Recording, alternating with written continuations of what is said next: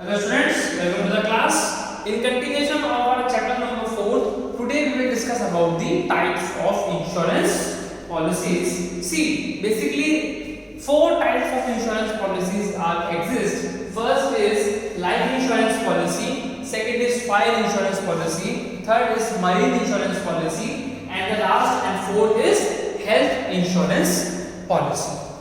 Today we will basically discuss about the life insurance and fire insurance policy. Now, what is life insurance policy? The policy which covers the risk of death of a person is known as life insurance policy. Risk of dying मतलब मरने की जो आपकी risk है उसको जो cover करता है उसे हम क्या बोलते हैं? Life insurance policy. And the risk of dying is can be categorized under two parameters: risk of dying too early, risk of dying too late.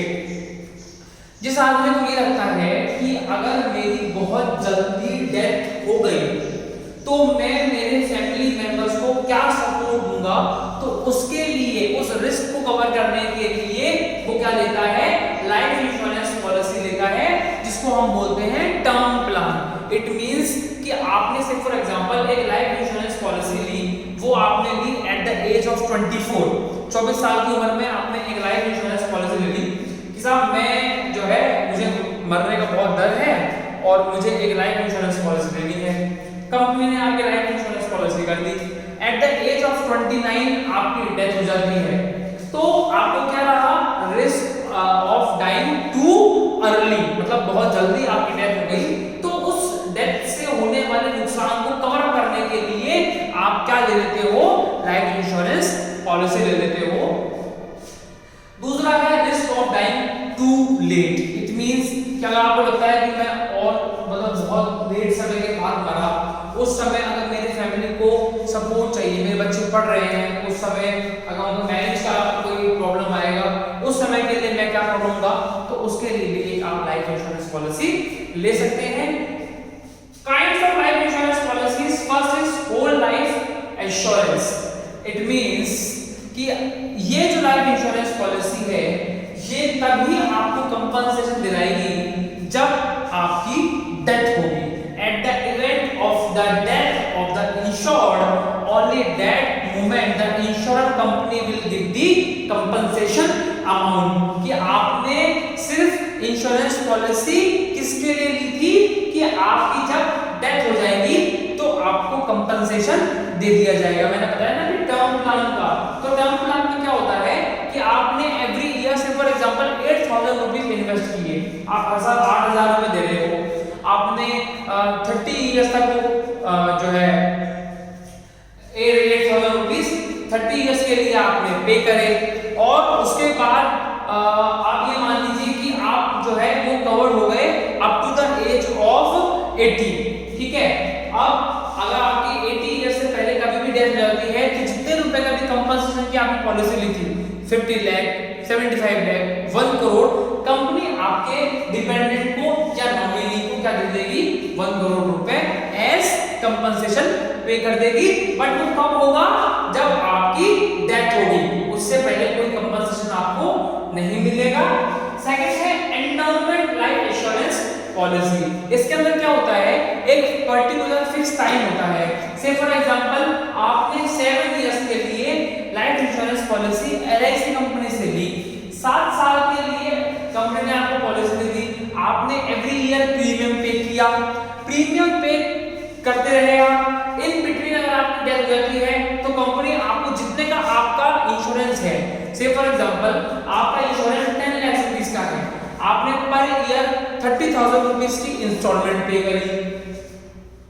अब अगर इन बिटवीन अगर आपकी डेथ हो जाती है तो टर्म को खत्म होने से पहले, टर्म से फॉर एग्जांपल आपने टर्म लिया 20 इयर्स का, मतलब 20 साल तक मैं प्रीमियम पे करूंगा, 30,000 रुपीस आप पर ईयर प्रीमियम पे करते हो.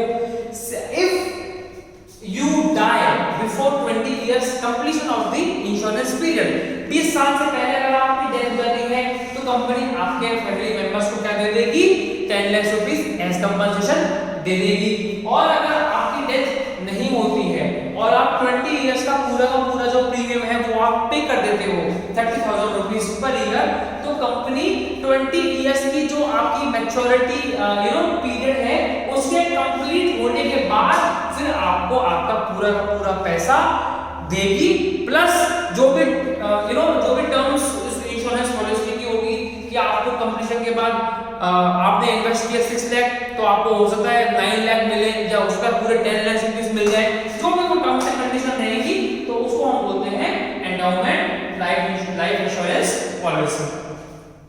On the other hand, at the second point we are having fire insurance policy. जैसा कि नाम से पता लग रहा है कि अगर आपके फैक्ट्री प्रीमाइसेस में, घर पे या वेयर हाउस में कहीं पर भी आपका बहुत ज्यादा कीमती सामान रखा हुआ है, उस पर्टिकुलर प्लेस पे उस पर्टिकुलर सामान का आप क्या करवा लेते हो, फायर से रिलेटेड इंश्योरेंस करवा लेते हो कि if the damage caused due to fire then fire insurance policy will get me the compensation from the company. मतलब आपने अगर XYZ किसी भी कंपनी से आपने अपने उन गुड्स का क्या करवा लिया, लाइफ इंश्योरेंस करवा लिया, ये फायर इंश्योरेंस करवा लिया, तो आपको उन गुड्स में जब फायर लग जाएगी, आग लग जाएगी, नुकसान हो जाएगा, तो कंपनी आपको क्या देगी, कंपनसेशन देगी according to the premium paid. जितना भी आपने प्रीमियम कंपनी को पे किया है उसके अकॉर्डिंग कंपनी आपको क्या दे देगी, कंपनसेशन दे देगी। लेकिन कंडीशन क्या है कि जो लॉस हुआ है वो किसके कॉज के कारण होना चाहिए, फायर लगने के कारण, आग लगने के कारण ही क्या होना चाहिए, लॉस होना चाहिए, तभी वो पॉलिसी इफेक्टिव है। इसके कुछ टाइप्स है। पहला है स्पेसिफिक पॉलिसी। इट मींस जैसे हम बता रहे हैं कि आपको स्पेसिफाइड है कि ये पर्टिकुलर प्रोडक्ट है, मतलब कि आपके वेयर हाउस में आपने ये बोला कि साहब ये जो 10 लाख रुपए का कंसाइनमेंट है जो मुझे डिलीवर करना है 1 महीने के बाद, मैं इसका आपसे क्या करवाता हूँ, इसका इंश्योरेंस करवा लेता हूँ। क्या हुआ वो स्पेसिफिक कि मैं सिर्फ मेरे वेयर हाउस में रखे हुए इस 10 लाख रुपए के कंसाइनमेंट का आपसे क्या करवा रहा हूँ, फायर इंश्योरेंस करवा रहा हूँ। बाकी मेरे गोदाम में हो सकता है 1 करोड़ रुपए का माल हो या 10 रुपए का माल भी नहीं हो, उससे कोई मतलब नहीं है। आपने क्या करवाया है, पर्टिकुलर 10 लाख रुपए के कंसाइनमेंट का आपने इंश्योरेंस करवाया है। किससे रिलेटेड, फायर से related. Second is double insurance कि आपने सेम जो आपका कंसाइनमेंट था या कंसाइनमेंट है उसका आपने कितने लोगों से, 2 लोगों से, 2 अलग-अलग कंपनी से क्या करवा लिया, इंश्योरेंस करवा लिया। लेकिन ये आपकी सबसे बड़ी बेवकूफी है। क्यों? क्योंकि हम प्रीवियस क्लास में पढ़ चुके हैं कि insurance is not a business. कोई प्रॉफिट कमाने का ये बिजनेस नहीं है। साहब मैंने तो एक ही कंसाइनमेंट के लिए 2 अलग-अलग लोगों से ये फायर इंश्योरेंस पॉलिसी ले ली और साहब मैं तो 10-10 लाख रुपए दोनों से ले लूंगा। नहीं, अगर आपका लॉस होता है और आपने 2 लोगों से इंश्योरेंस पॉलिसी ले रखी है तो वो लोग according to the premium paid उस रेशियो के अकॉर्डिंग आपको आपका कंपनसेशन दे देंगे। अगर आपने दोनों जगह पे 10-10 लाख रुपए का इंश्योरेंस कराया है, प्रीमियम सेम पे किया है, तो वो लोग क्या करेंगे, वो लोग आपको 5-5 लाख रुपए का कंपनसेशन पे कर देंगे। क्यों कर देंगे? क्योंकि उन लोगों को पता है कि आपने एक सेम प्रोडक्ट का 2 लोगों से इंश्योरेंस करवाया हुआ था। और insurance is not a contract of making profit. तो प्रॉफिट कमाने का कॉन्ट्रैक्ट नहीं है insurance. Insurance is just a cover from the risk. Risk से सिर्फ कवर है, कोई प्रॉफिट कमाने का बिजनेस नहीं है। एंड थर्ड इज री इंश्योरेंस। ये री इंश्योरेंस का जो कॉन्सेप्ट है ये आपको समझना होगा। से फॉर एग्जांपल एक पर्सन है ए, राइट? उस ए पर्सन ने, कंपनी है एक्स कंपनी से एक इंश्योरेंस पॉलिसी बाय करी अपने घर के लिए। किसके लिए? घर के लिए। कि साहब मैं मेरे घर का क्या करवाना चाहता हूँ, फायर इंश्योरेंस करवाना चाहता हूँ। ठीक है साहब, कोई बात। फायर इंश्योरेंस पॉलिसी आपने किससे ले ली? एक्स कंपनी से ले ली। और एक्स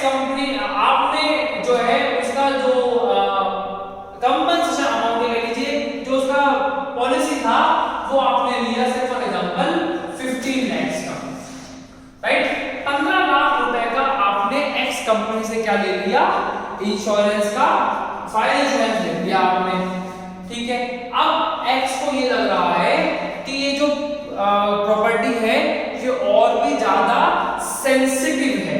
सेंसिटिव बोले तो कि हो सकता है इसमें आग लगने की प्रोबेबिलिटी बहुत ज्यादा हो, तो जो एक्स कंपनी है वो अपने साथ वाई कंपनी को भी मिला लेगी। किसको मिला लेगी?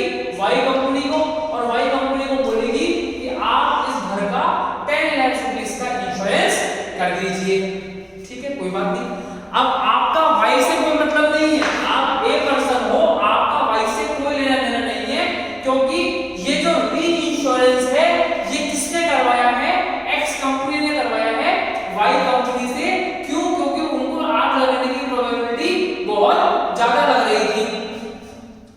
अब घर में आग लग गई और जो नुकसान हुआ वो 13 लाख रुपए का नुकसान हुआ टोटल। आपने तो इंश्योरेंस पॉलिसी कितने की ली थी? 15 लाख रुपए। तो आपको तो सोचने की जरूरत ही नहीं है, क्यों? क्योंकि आपका तो इंश्योरेंस जो नुकसान हुआ वो कितने का हुआ है? 13 लाख, 13 लाख रुपए का हुआ है। अब ये दोनों कंपनियां मिलकर के वाई भी और एक्स भी, ये दोनों मिलकर के आपके 13 लाख रुपए का जो नुकसान हुआ है इसका कंपनसेशन आपको ये दोनों कंपनी मिलकर देंगे। लेकिन मैं फिर बोल रहा हूं ए और वाई, आप में और वाई कंपनी में कोई कॉन्ट्रैक्ट नहीं है, आपका एक दूसरे से लेना नहीं है। क्यों? क्योंकि आपने तो इंश्योरेंस किससे करवाया है? एक्स से करवाया है, और एक्स ने अपनी रिस्क को शेयर करने के लिए वाई कंपनी से उससे घर का क्या करवा लिया? री इंश्योरेंस करवा लिया, just for their own safety. अपनी सेफ्टी के लिए उन लोगों ने दूसरी कंपनी से भी क्या कर लिया? एक म्यूचुअल कॉन्ट्रैक्ट कर लिया, और जो नुकसान आपका 30 लाख रुपए का हुआ है वो दोनों मिल करके आपको पे कर देंगे। तो this is the concept of री insurance, and this is all concept of life insurance and fire insurance policies. In the next class we will discuss about the marine and health insurance policies. Thank you.